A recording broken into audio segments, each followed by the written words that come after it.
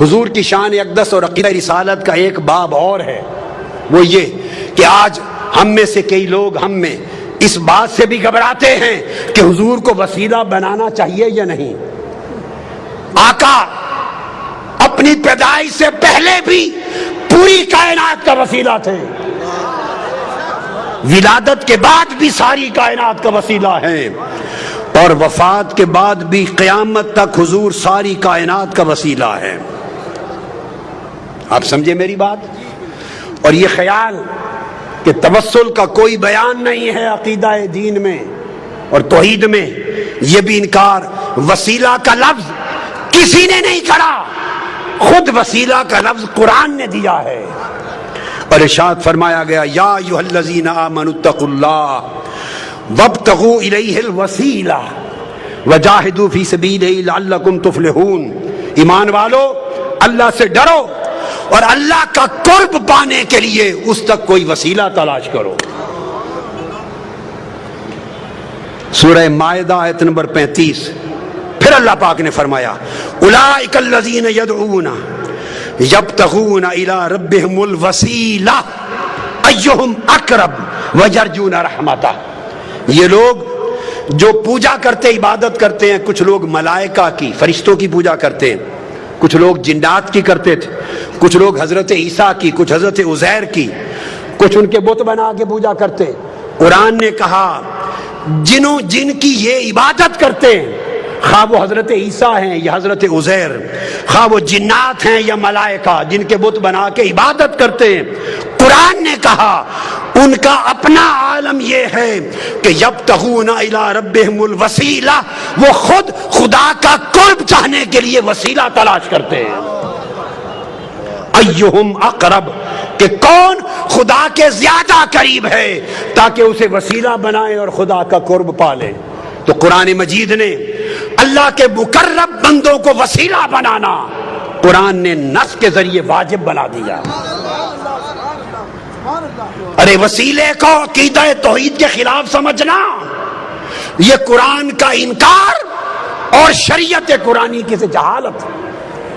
پوچھو حضرت یوسف علیہ السلام سے، جب ان کے والد حضرت یعقوب علیہ السلام کی بینائی چلی گئی تھی اور ان کے 11 بھائی حاضر ہوئے مصر میں، جب وہ وزیر تھے، بادشاہ تھے مصر کے، اور بتایا کہ حضرت یعقوب آپ کے والد آپ کے غم میں، جب ملاقات ہو گئی تھی، غم میں رو رو کے بینائی دے بیٹھے۔ اب قرآن کہتا ہے جب پتہ چل گیا کہ بینائی چلی گئی تو کیا کرتے؟ یوسف علیہ السلام ہاتھ اٹھا کے دعا کرتے، عرض کرتے باری تعالیٰ میرے والد حضرت یعقوب کی بینائی لوٹا دے۔ آج صرف یہی طریقہ بتایا جاتا ہے نا، صرف یہ۔ تو یوسف علیہ السلام نے یہ کام نہیں کیا، کر سکتے تھے۔ اللہ کے پیغمبر سے بہتر توحید کو کون جانتا ہے؟ کرتے باری تعالیٰ میرے باپ یعقوب کو بینائی دے دے۔ حضرت یعقوب علیہ السلام خود نبی ہیں، خود نبی، وہ خود دعا کرتے مولا مجھے بینائی دے دے۔ نہ حضرت یعقوب نے خود براہ راست دعا کی، نہ حضرت یوسف علیہ السلام نے کی۔ تو کیا کیا؟ جب پتہ چلا کہ بینائی چلی گئی، اپنا قمیض اتار کے دے دیا۔ قمیض اتار کر قرآن کہتا ہے اذهبوا بقمیصی ھذا فالقوه علی وجه ابیات بصیرا فلما ان جاء البشیر فالقاه علی وجهه فارتد بصیرا۔ اپنا قمیض اتارا جو حضرت ابراہیم علیہ السلام کے وقت سے ان کے پاس چلا آتا تھا، اتار کے قمیض دیا اور کہا یہ میرا قمیض میرے والد حضرت یعقوب کے چہرے آنکھوں پہ رکھنا، اس کے وسیلے سے بینائی آ جائے گی۔ قرآن بول رہا ہوں، پر وہ قرآن بتاتا ہے کہ جب وہ قمیض لے کے بھائی آیا، حضرت یعقوب کے چہرے پہ رکھا، حضرت یوسف کے قمیض کے وسیلے سے بینائی لوٹ آئی۔ اب وسیلے کا انکار کرنا دو پیغمبروں کی سنت کا انکار ہے اور قرآن مجید کی نص کا انکار ہے۔ یہ کیسی جاہلانہ توحید ہے جو تمہیں وسیلے سے دور لے جا رہی ہے۔ ارے وسیلہ مصطفیٰ کے بغیر تو آپ کے ہمارے باپ حضرت آدم کی توبہ بھی قبول نہ ہوتی۔ آقا علیہ السلام کی اپنی سنت دیکھیے کیا ہے. اپنی سنت آقا علیہ السلام کی کہ حضور خود بھی وسیلے سے دعا کرتے. سبحان اللہ. میں آپ کو حدیث دے رہا ہوں اور یہ حدیث دے رہا ہوں آج تک کسی محدث نے آقا کی اس دعا کی روایت کو رد نہیں کیا. رد نہیں کیا. اور وہ دعا کیا ہے کہ سیدنا علی المرتضیٰ کرم اللہ وجہ الکریم کی والدہ ماجدہ جب وفات پا گئی، حضرت فاطمہ بنت اسد بن ہاشم آقا علیہ السلام کی چچی تھی، پالا تھا، پیار کیا تھا. وفات ہو گئی جب تو آقا کو بڑا غم تھا. ان کی قبر کھودی. مولا علی المرتضیٰ کی والدہ حضرت فاطمہ بنت اسد جب قبر کھودی تو آقا علیہ السلام خود قبر میں لیٹ گئے. پھر ان کو لحد میں اتارا گیا. لحد میں اتار کر جب اتار چکے تو آقا علیہ السلام نے خود قبر پہ کھڑے ہو کے دعا کی. اب جو دعائے مصطفیٰ حضرت فاطمہ بنت اسد ام علی مرتضیٰ کی قبر پر آقا نے کی ہے وہ دعا سنیے. اس کے بعد وسیلہ مصطفیٰ کا انکار کرنا، اس کو چاہیے کہ دین اسلام چھوڑ دے، وہ بے ایمان. کسی محدث نے اس کو رد نہیں کیا. آپ نے دعا کی اور دعا کی اللہم اللذیم اللہ الذی یحیی و یمیت وہو حی لا یموت اغفر لأمی فاطمہ بنت اسد ولقنہا حجتہا.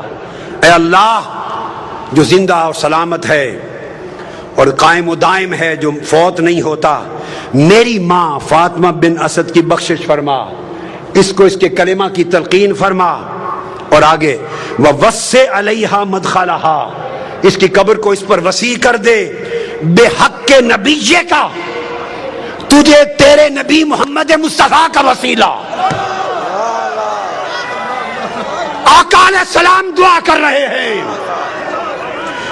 فرمایا وَسِّعْ عَلَيْهَا مَدْخَلَهَا بِحَقِّ نَبِيِّكَ، بالا باری تعالیٰ تجھے میرا واسطہ، میرا وسیلہ، محمد مصطفیٰ کا وسیلہ، اس کی قبر کو وسیع کر دے.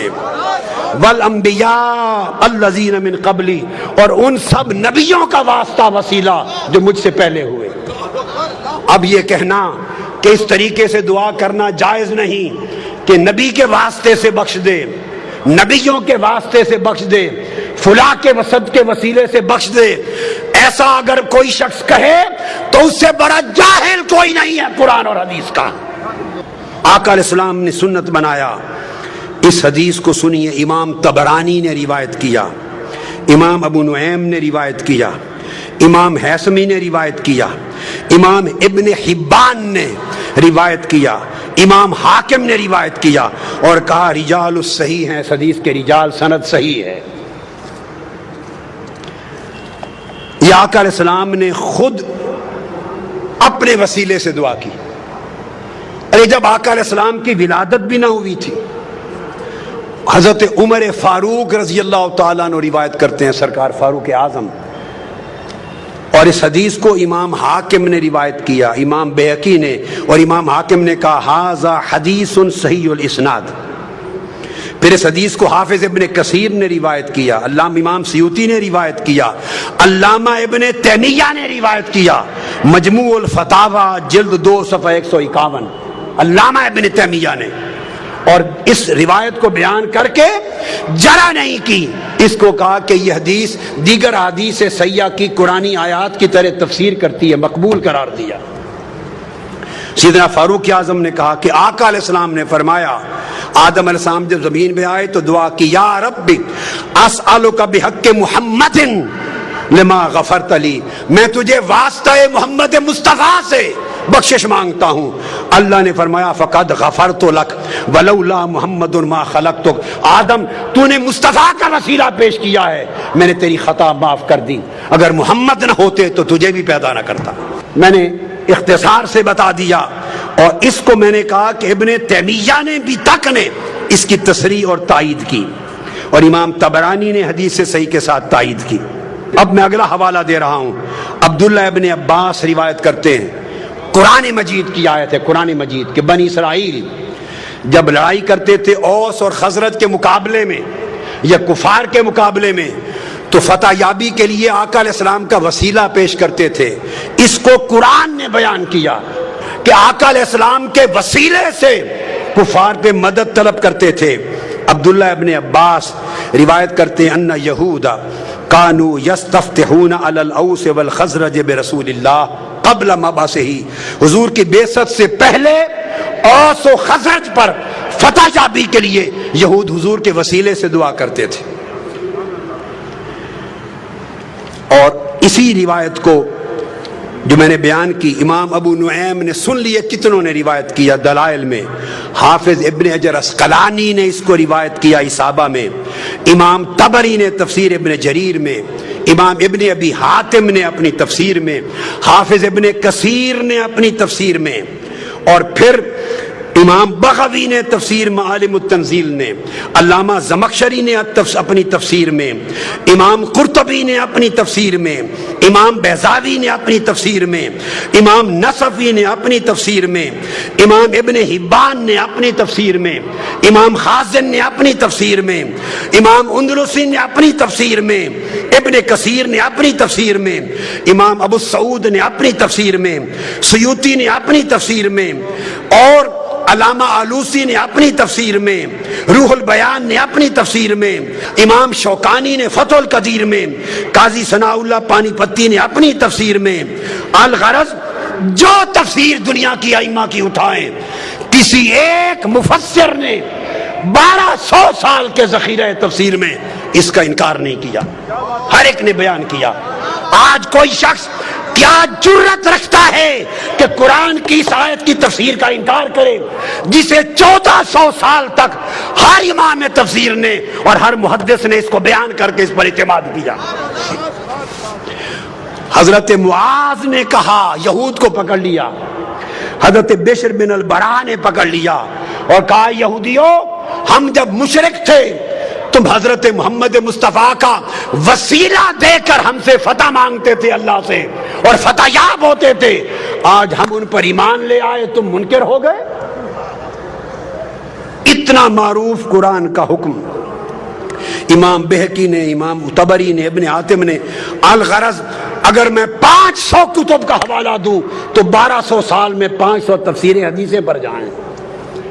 کون انکار کر سکتا ہے سوائے اس شخص کے جو جاہل ہے، جس نے عربی کتابیں کبھی کھول کے نہیں دیکھی، جس کو 2 سطریں پڑھنی نہیں آتی اور وہ لوگوں کے سامنے عقیدہ بیان کرتا ہے. پھر اس کے بعد آقا علیہ السلام نے حکم دیا، جو تو عمل تھے. حضور علیہ السلام کی بارگاہ میں ایک نابینا شخص آیا، عثمان بن حنیف روایت کرتے ہیں. عرض کیا یا رسول اللہ میں نابینا ہو گیا ہوں، دعا کر دے میری بینائی آ جائے. مختصر کر رہا ہوں. آقا نے فرمایا چھوڑ دوں آخرت کے لیے اچھا ہے یا کر دوں؟ نہیں آقا دعا کر دے ٹھیک ہو جاؤں. میرے آقا نے فرمایا پھر میں دعا نہیں کرتا، تمہیں دعا سکھاتا ہوں تاکہ قیامت تک میری امت کو دعائے وسیلہ مل جائے. دعائے وسیلہ تاجدار کائنات نے سکھائی. کون ہے مصطفیٰ کی سکھلائی ہوئی دعائے وسیلہ کا جو انکار کرے؟ آقا نے فرمایا گھر جا، وضو کر دو، نفل پڑھ اور یوں دعا کرنا اللہم انی اسألک واتوجہ الیک بمحمد نبی الرحمت یا محمد، پکارنا میرا نام لے کر، انی قد توجہت بک الی ربی فی حاجتی ہذہ لتقضی اللہم فشفع فی. دعا کرنا ہے اللہ میں تجھ سے سوال کرتا ہوں اور تیری بارگاہ کی طرف متوجہ ہوتا ہوں نبی رحمت حضرت محمد مصطفیٰ کے وسیلے سے، حضور کے واسطے سے. یہ کہہ کر آقا نے فرمایا پھر مجھے پکارنا، کہنا یا محمد. آج لوگ کہتے ہیں کہ حضور کو پکارنا جائز نہیں.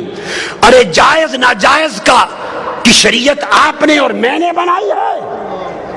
جائز ناجائز والی شریعت مصطفیٰ نے بنائی ہے. یہ حق نہ تجھے ہے نہ مجھے ہے، یہ حق مصطفیٰ کو ہے. مصطفیٰ خود فرمائیں گھر جا کے دعا کر کے مجھے پکار کے کہنا یا محمد. تم حضور کے منکر ہو. یہ کہہ کر انہوں نے دعا کی یا محمد آپ کے وسیلے سے اللہ سے مانگتا ہوں. تو پھر حدیث پاک میں آتا ہے آگے اس نے حضور کے وسیلے سے دعا مانگی. عثمان بن حنیف کہتے ہیں ابھی ہم بیٹھے ہی تھے, مجلس ختم نہ ہوئی تھی کہ وہ شخص بینا ہو کر پلٹ کر آ گیا مصطفیٰ کی بارگاہ میں. حضور کے وسیلے سے دعا مانگنے کی دیر تھی کہ بینا ہی لوٹ آئی. یہ حضور کی حیات پاک تھی. اب بعض لوگ یہ کہتے ہیں کہ وفات کے بعد حضور کو نہیں پکارنا چاہیے, اور وفات کے بعد آج حضور سے نہیں مانگنا چاہیے, وفات کے بعد حضور کا کوئی وسیلہ نہیں. ارے خدا کے بندو, اپنے من گھڑت دین کو لوگوں کو بیان کر کے گمراہ نہ کرو, وہ دین بیان کرو جو مصطفیٰ نے سکھایا ہے. اب یہی حدیث امام طبرانی روایت کرتے ہیں, اور امام بیہقی روایت کرتے ہیں, امام منذری روایت کرتے ہیں, اور لکھتے ہیں حاذل حدیث حدیث صحیح. کوئی یہ نہ کہے کہ حدیث ضعیف دے رہا ہوں. ائمہ نے حدیث کو صحیح لکھا. کہتے ہیں وہی شخص حضرت عثمان غنی کا زمانہ تھا, وہ حیات تھا, وہ جس کی بینائی لوٹ آئی تھی حضور کے وسیلے والی دعا سے. ایک اور شخص تھا, اس کو کوئی کام تھا سیدنا عثمان غنی کے بعد, وہ بار بار جاتا, دروازے کے بواب اسے ملنے نہ دیتے, اس کی حاجت پوری نہ ہوتی, وہ پریشان ہو گیا. اچانک اس کی ملاقات عثمان بن حنیف والی روایت میں, وہ جو نابینا تھا, حدیث الدریر, جو بینا ہو گیا تھا حضور کے وسیلے سے, اس سے ہو گئی. اس نے کہا آؤ گھر جا کے یہ دعا پڑھو اور حضور کو پکارو یا محمد. آقا علیہ السلام کا دور گزر گیا, سیدنا عثمان غنی کا زمانہ ہے. اس نے پھر دعائے وسیلہ پڑھی, یا محمد پکارا. پکار کے پلٹا, سیدنا عثمان غنی کے دروازے پر گیا ہی تھا, جو بواب اسے کھڑا نہیں ہونے دیتا تھا, اس نے بازو پکڑا اور عثمان غنی کی کرسی کے ساتھ جا کے بٹھا لیا. وہیں اس کا کام ہو گیا.